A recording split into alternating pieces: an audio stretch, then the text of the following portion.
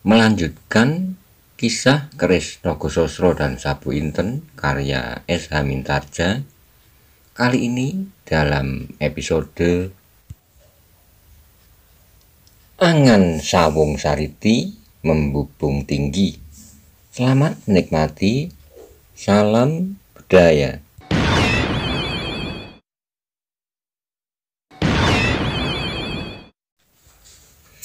Pada episode sebelumnya dikisahkan Aryo Saloka menenangkan rakyat Banyu Biru yang merubungnya, kemudian ingin bertanya mengenai nasib Banyu Biru selanjutnya. Aryo Saloka belum memberikan jawaban pada saat itu, namun berjanji akan mengumpulkan kembali rakyat Banyu Biru di alun-alun itu. Bagaimana kisah selanjutnya? Simak bersama-sama. Monggo kula aturi subscribe, like, komen, saha share. Matur nuwun.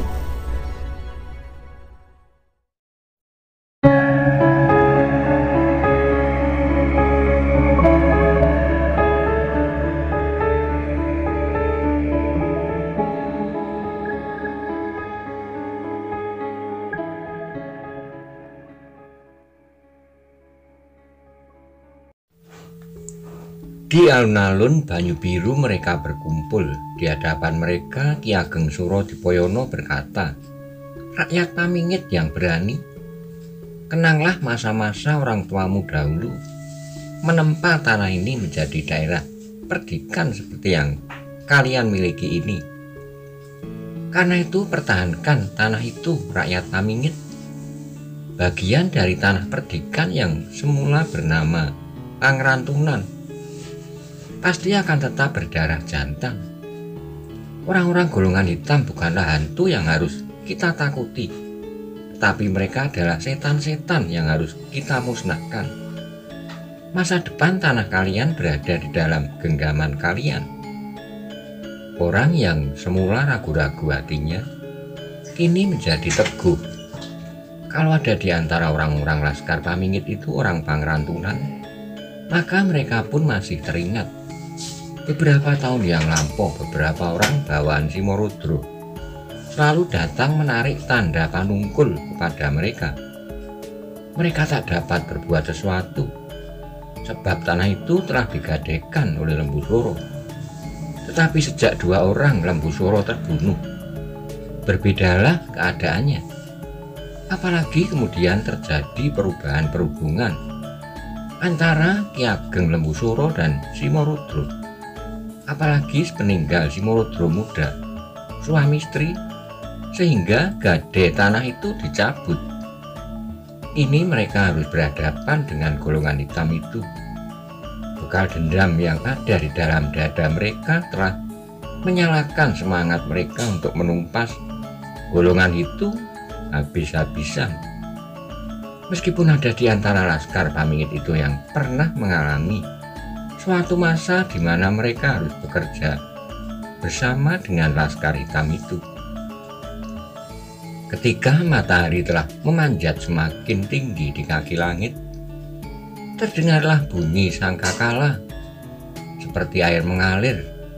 Laskar Pamingit itu bergerak meninggalkan alun-alun Banyu Biru kembali ke kampung halaman untuk mempertahankan tanah mereka dari terkaman orang-orang yang tergabung di dalam suatu lingkaran hitam yang berhati kelam. Ki Ageng Lembu Suro dan Sawung Sariti dengan kuda masing-masing berjalan di ujung pasukannya. Di belakangnya berjalan dengan tekad yang bulat pemimpin pengawal kepala daerah perdikan itu, Wulungan. Seterusnya beberapa orang pilihan yang tergabung dalam laskar pengawal itu. Barulah kemudian berbaris membujur ke belakang kelompok-kelompok Laskar Pamingit. Sebenarnya Lembu Suro pun mempunyai beberapa orang pilihan yang dapat membantunya menghadapi tokoh-tokoh hitam. Selain Wulungan, di dalam Laskar Pamingit itu terdapat orang-orang yang setingkat Galunggung, Welat, Ireng, Pakuwon, Sampir, dan beberapa orang lainnya. Mereka mendapat tugas untuk mengawasi Laskar Pamingit itu, memimpin mereka dan mengolah mereka di samping Lembu Soro dan Sawung Sariti sendiri. Kepada merekalah Lembu Soro meletakkan harapannya atas laskarnya. Namun demikian di sepanjang perjalanan itu, kepada Ki Ageng Lembu Soro dan Sawung Sariti selalu dikejar-kejar oleh berbagai persoalan. Selain perasaan marah yang membakar dadanya, melontar pula kesemasan di hatinya. Siapa sajakah yang turut serta di dalam laskar yang menduduki Pamingit itu? Yang sudah jelas baginya adalah Joko Soko dari Nusa Kambangan. Betapa bencinya ia kepada bajak laut yang gila itu. Kalau saja tak ada gerombolan lain yang membantunya, maka ia yakin bahwa Joko Soko bukanlah beban yang terlalu berat baginya. Ia yakin bahwa jumlah laskarnya akan terlampau besar untuk menghadapi ular laut itu. Tetapi apakah gurunya ikut serta? Nama Nogoposo adalah nama yang cukup menggetarkan. Meskipun nama itu telah lama tenggelam, namun setiap orang tahu bahwa Joko Soko adalah murid dari bajak tua yang terkenal dengan nama ilmunya yang mengerikan, Nogoposo. Apalagi kalau golongan hitam yang lain ikut serta mengambil bagian dalam penyerbuan itu, maka pekerjaannya akan menjadi berat sekali. Di dalam laskarnya tak seorang pun yang akan dapat berhadapan dengan seorang lawan Nogoposo itu. Kalau benar orang itu ada, ia sendiri harus menghadapinya dengan bantuan 10 atau 20 orang bersama-sama. Bahkan mungkin ia memerlukan lebih dari 50 orang, sedang yang separuhnya pasti akan binasa.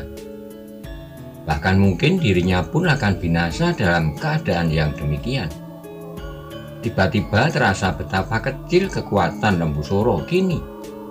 Kalau saja kakaknya Gajah Soro ada, kalau saja ayahnya ada di antara laskarnya. Kalau saja Aryo Saloko tidak. Tiba-tiba terdengar suara Lembu Soro tersentak. Sawung Sariti terkejut, ia menoleh kepada ayahnya. Apa yang ayah maksud? Lembu Soro menggeleng. Tak apa-apa. Meskipun jawaban itu sama sekali tidak memuaskannya. Namun ia tidak bertanya lagi. Ia sendiri sedang sibuk berangan-angan. Apakah yang kira-kira akan dilakukan nanti? Sekali-kali ia menoleh kepada laskarnya yang mengalir tak putus-putusnya. Dengan tersenyum ia berkata dalam hatinya, betapa kuatnya orang per orang dari golongan hitam. Namun dengan ditimbuni mayat laskar Pamingit yang tak terhitung jumlahnya, mereka pasti akan ngeri juga. Memang bagi Sawung Sariti jumlah korban dari laskarnya bukan soal. Meskipun demikian ia berpikir juga, tapi kalau terlalu banyak laskar ini akan berkurang nanti. Dengan apa aku harus melawan Aryo Saloko? Ia pun menjadi bimbang. Sawung Sariti sadar bahwa ia harus bertempur, sebab ia tahu benar bahwa orang hitam itu tak akan diajak berbaik hati.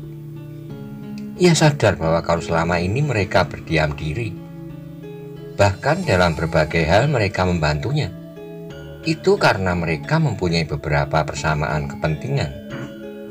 Tetapi kemudian timbul pula angan-angannya. Jumlah laskar anak itu tak seberapa kuat. Ia mencoba membesarkan hatinya sendiri. Meskipun setiap kali ia ingat kepada nama-nama Joko Soko, Lowijo, apalagi Nogoposo, mungkin juga Pasingsingan, Simorudro Tua, Bugel Kaliki, hatinya berdesir.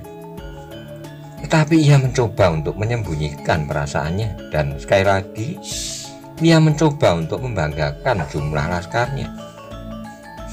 100 bisiknya di dalam hati. Laskarku pasti masih akan mempunyai banyak kelebihan. Dengan demikian Sawung Sariti menjadi sedikit tenang. Sekali-kali ia menatap langit yang biru. Sehelai-helai awan yang putih mengalir ke utara, seperti kapuk dihanyutkan angin. putih dan bersih. Tiba-tiba di balik awan yang bersih itu terbayang wajah Aryo Saloka. Alangkah cekatan tangannya memainkan tombaknya. Di sampingnya terbayang wajah yang meskipun memancarkan kesejukan hatinya, namun suatu ketika wajah itu cepat menyala melampaui nyala api. Maesa Jenar. Lalu apakah yang dapat dilakukan oleh seorang yang berwajah angker, yang selalu berada bersama-sama dengan Maesa Jenar? Orang itu ternyata pernah menggemparkan laskarnya ketika ia melindungi bantaran di Tanah Lapang, tempat orang-orang Banyu Biru menyelenggarakan tayub. Lalu terkenanglah ia kepada Wonomerto yang tua, yang pada masa kecilnya pernah membelai kepalanya, mendukungnya di panggung dan memberinya buah-buahan yang segar. Ketika awan yang putih itu telah menjalar semakin jauh, muncullah segumpal awan yang lain.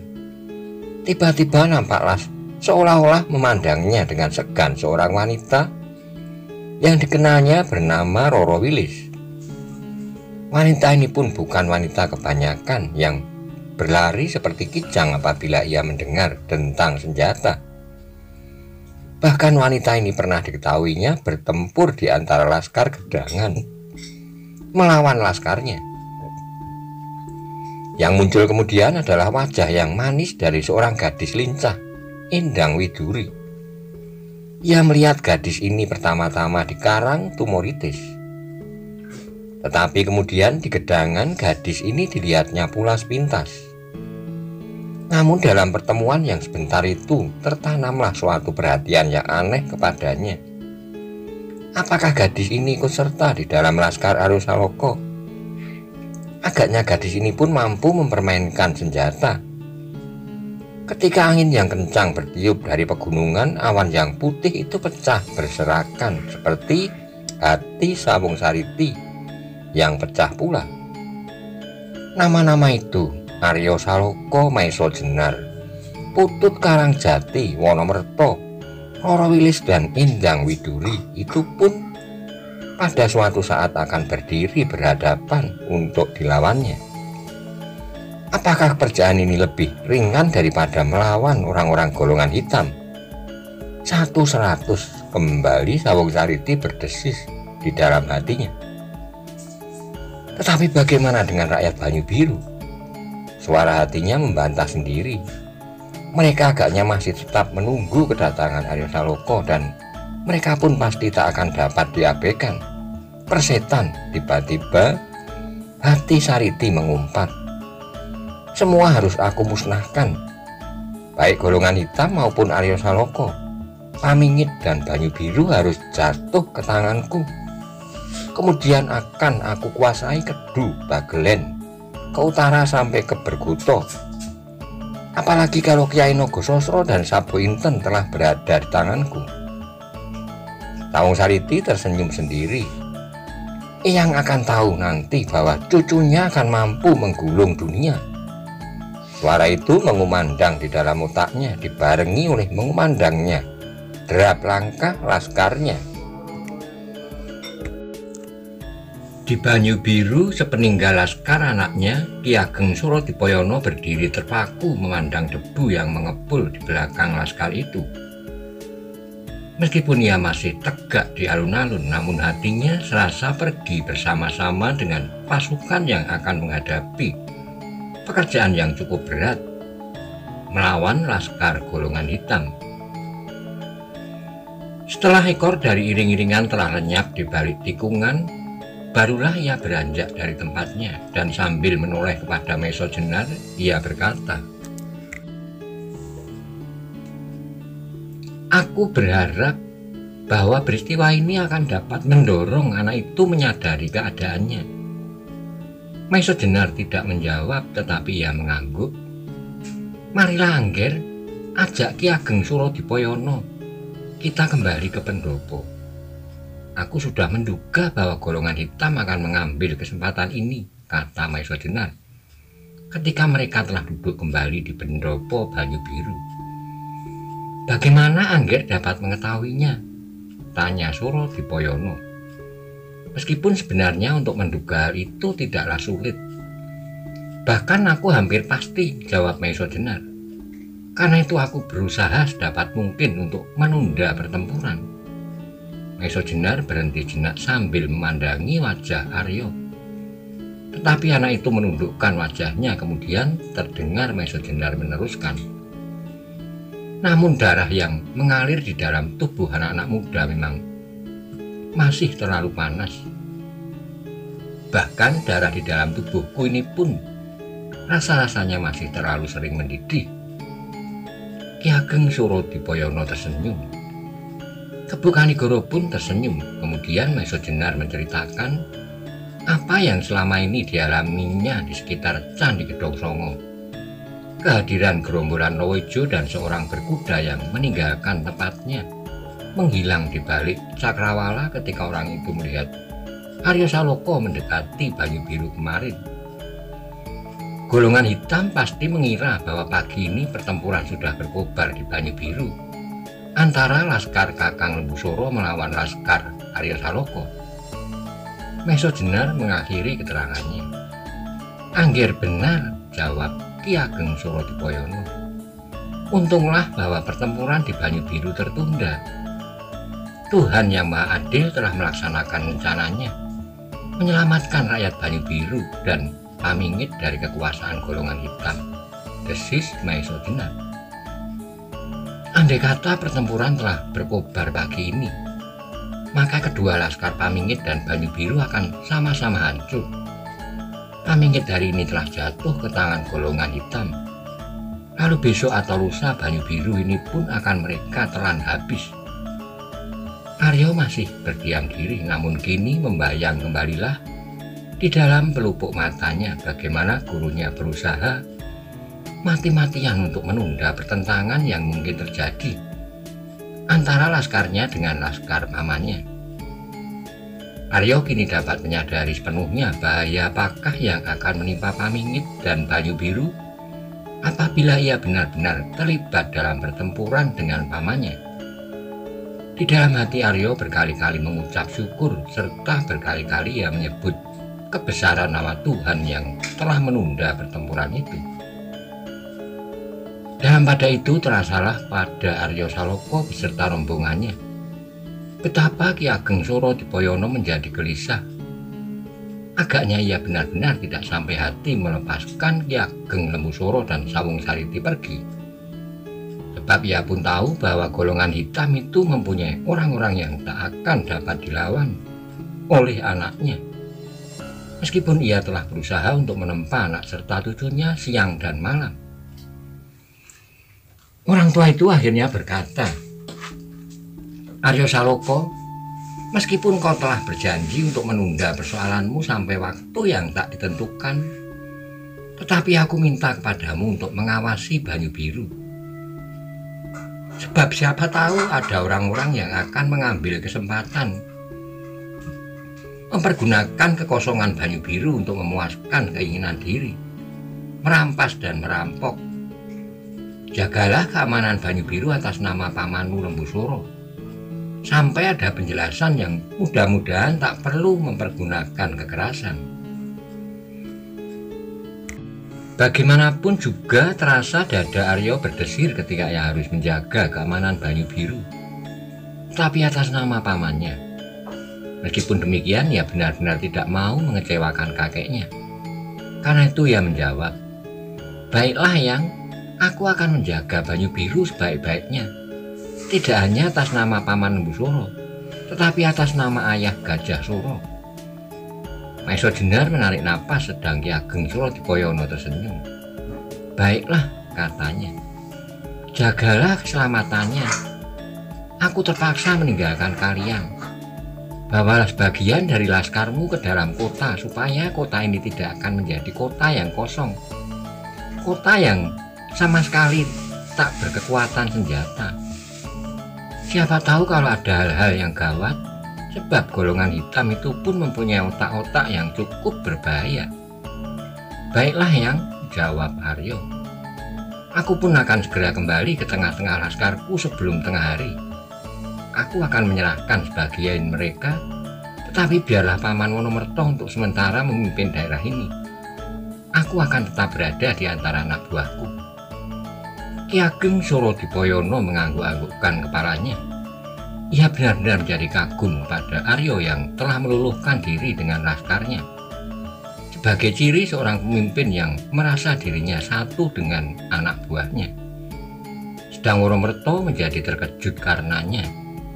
Katanya, apakah yang harus aku lakukan? Bukankah cucu Aryo Saloka telah berada di sini? Aku akan menepati kata-kataku, jawab Aryo. Biarlah aku melepaskan persoalan ini sampai Paman Lembusuro selesai. Namun demikian, aku juga berjanji bahwa aku akan menyelenggarakan keamanannya sampai Paman selesai. Cucu tidak perlu menarik garis pemisah antara yang pemerintah dan yang menyelenggarakan keamanannya, sahut Wonomerto. Sebab seorang kepala daerah pendidikan harus memegang kedua-duanya. Tetapi aku bukan kepala daerah pendidikan yang, jawab Aryo Saloka. Baiklah Wonomerto, potong Surodipoyono. Ia tahu benar perasaan apakah yang bergolak di dalam dada anak itu. Aryo Saloka agaknya benar-benar segan untuk mewakili pamannya, sehingga baginya lebih baik untuk menyerahkan saja kepada orang lain. Kau pun berhak untuk berlaku sebagai wakil Lembusuro, Wonomerto. Ki Ageng Surodipoyono meneruskan. Hanya untuk beberapa saat. Aku kemudian akan datang kembali mencoba menyelesaikan masalah tanah ini. Wonomerto setelah pembicaraan itu selesai, minta diri kepada Ki Ageng Surodipoyono untuk menyusul anaknya ke Pamingit. Mungkin tenaganya akan sangat dibutuhkan untuk menemui tokoh-tokoh hitam dari angkatan tua. Sementara itu Aryo Saloka segera akan kembali pula ke tengah-tengah laskarnya. Katanya, Eyang Wonomerto, biarlah Eyang tinggal di sini. Aku akan datang kemudian dengan membawa beberapa orang yang akan membantu Paman di sini. Wonomerto tidak dapat berkata lain kecuali mengiyakan. Maka saat kemudian berangkatlah Ki Ageng Surodipoyono menyusul laskar Pamingit. Berkuda seorang diri. Sebagai seorang yang cukup berpengalaman, ia segera dapat mengetahui apa yang harus dilakukan. Sedang Aryo Saloka pun kemudian bersama-sama dengan Maiso Jenar dan Kebo Karigoro juga meninggalkan kota dengan kuda masing-masing. Hanya Wonomerto lah yang terpaksa ditinggalkan seorang diri di pendopo Banyu Biru dengan 2-3 orang pengawal yang tak berarti. Orang-orang Banyu Biru yang selama ini ikut serta di dalam barisan Lembusuro, tapi mereka sama sekali belum pandai memegang tangkai pedang. Ketika kemudian Wonomerto tinggal sendiri di pendopo itu, dipanggilnya salah seorang dari para pengawal itu. Katanya, kemarilah, aku ingin mendapat keterangan darimu. Orang itu menjadi ketakutan. Sebenarnya nyawa mereka serasa telah lepas sejak pasukan Pamingit meninggalkan Banyu Biru. Mereka merasa seperti cacing yang dilepaskan di tengah-tengah abu hangat. Mereka menjadi takut bahwa orang-orang Banyu Biru akan balas dendam pada mereka. Tetapi agaknya wajah Wonomerto sama sekali tidak menakutkan. Karena itu salah seorang darinya datang mendekat dengan sangat hormatnya. Ada perintah Kiai? Ia bertanya. Kemarilah, duduklah, kata Wonomerto. Orang itu ragu sebentar, namun dia akhirnya naik dan duduk di depan Wonomerto. Berapa orang kalian? Tanya Wonomerto. 3 orang di Rigol, Kiai. Di ujung alun-alun 3 orang. Di setiap jalan masuk, jawabnya. Siapakah pemimpinmu? Wonomerto bertanya pula. Kertopitu, jawab orang itu. Wonomerto mengangguk-angguk, kemudian katanya, jalankan pekerjaanmu baik-baik, tetaplah waspada, laporkan yang perlu kepadaku. Orang itu mengangguk hormat. Baik Kiai, jawabnya. Nah, kembalilah, kata Wonomerto selanjutnya. Orang itu pun segera kembali ke tempatnya. Seorang yang lain telah disuruh oleh Wonomerto manggil Kertopitu untuk diberinya beberapa keterangan. Kertopitu harus menempatkan di setiap gardu penjagaan seorang berkuda yang harus menjadi penghubung setiap ada persoalan-persoalan penting. Meskipun sebenarnya Wonomerto terlalu cemas karena kira-kira 50 pengawal yang belum mampu untuk bertempur itu, bagi Banyu Biru adalah kekuatan yang sama sekali tak berarti. Beberapa orang yang telah cukup kuat ternyata dibawa di dalam Laskar Lembu Suro untuk memperkuat Laskar Pamingit. Meski demikian, Wonomerto menjadi sedikit tenang ketika diingatnya bahwa di perbatasan berbaris dalam kesiagaan tempur Laskar Arya Saloka yang selalu akan menolongnya apabila bahaya datang. Malahan Arya Saloka telah menyanggupkan diri untuk membawa beberapa orang laskarnya ke dalam kota dan menjaga keselamatan tanah ini dari segala yang mungkin akan mengancam.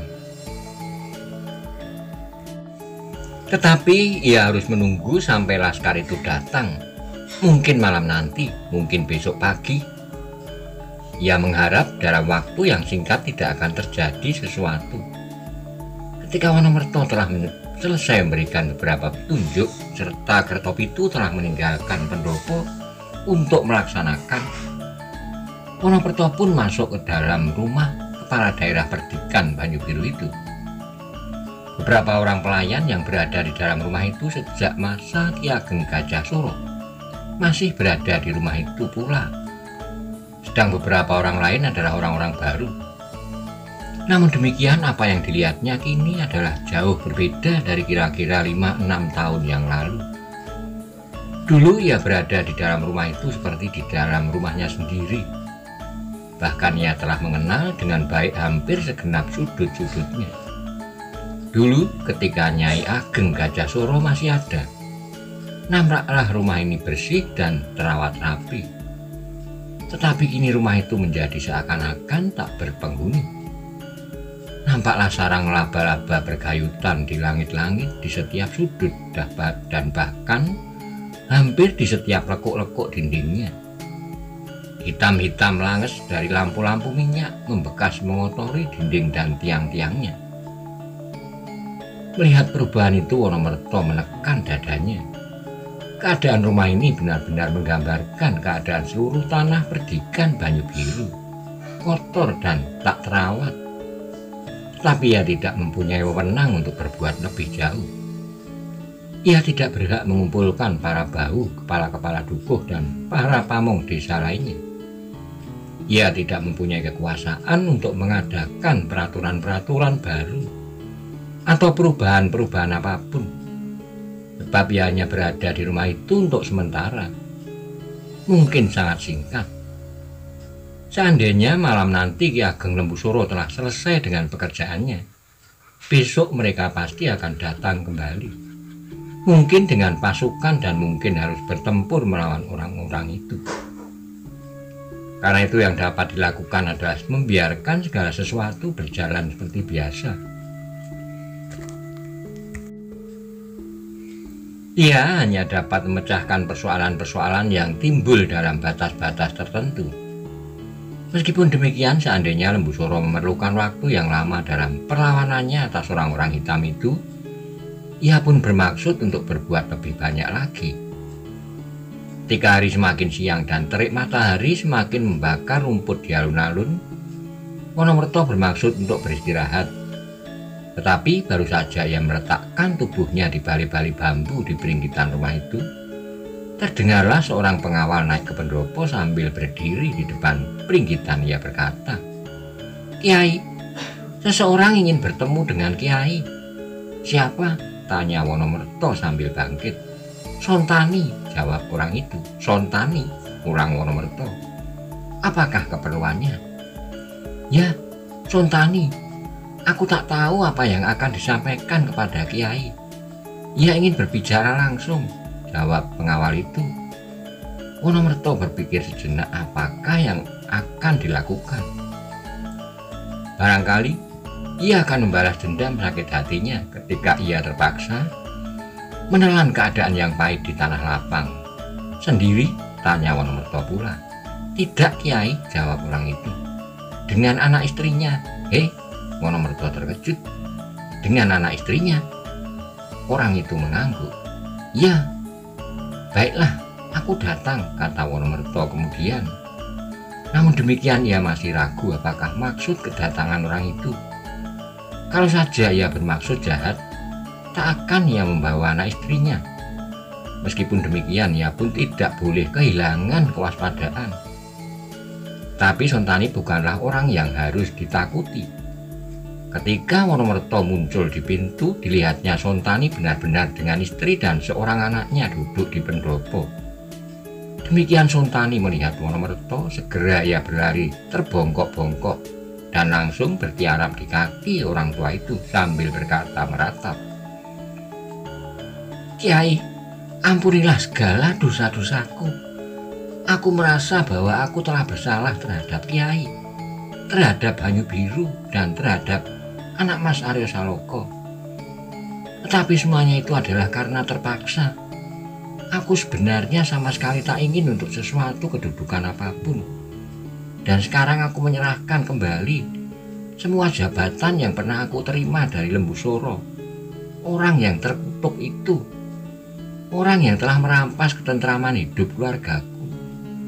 Sebab bagiku, segala jabatan itu tak akan berarti selama aku tidak dapat menunjukkan kesetiaanku kepada kampung halaman ini. Biarlah Ki Bakung kembali kepada jabatannya, bau lemah abang. Dengan demikian lemah abang akan menjadi tentram kembali setelah Lembu Soro mengacaunya. Biarlah orang terkutuk itu disambar petir atau mati dicincang oleh orang-orang dari Gunung Tidar atau Rawa Pening, atau suara Sontani terputus oleh kata-kata Wonomerto. Jangan salahkan Lembu Soro, Sontani, dan jangan kau umpati orang itu, sebab Lembu Soro adalah paman Aryo Saloko, putra Ki Ageng Surodipoyono yang kita hormati. Sontani terkejut seperti disengat kelabang. Perlahan ia bangkit dan duduk di depan Wonomerto yang masih berdiri di pintu. Ia tidak tahu mengapa Wonomerto tidak mau mengutuk Lembu Soro. Bukankah Lembu Soro telah mengkhianati Banyu Biru? Karena itu tiba-tiba keringat dingin mengalir di seluruh tubuh Sontani.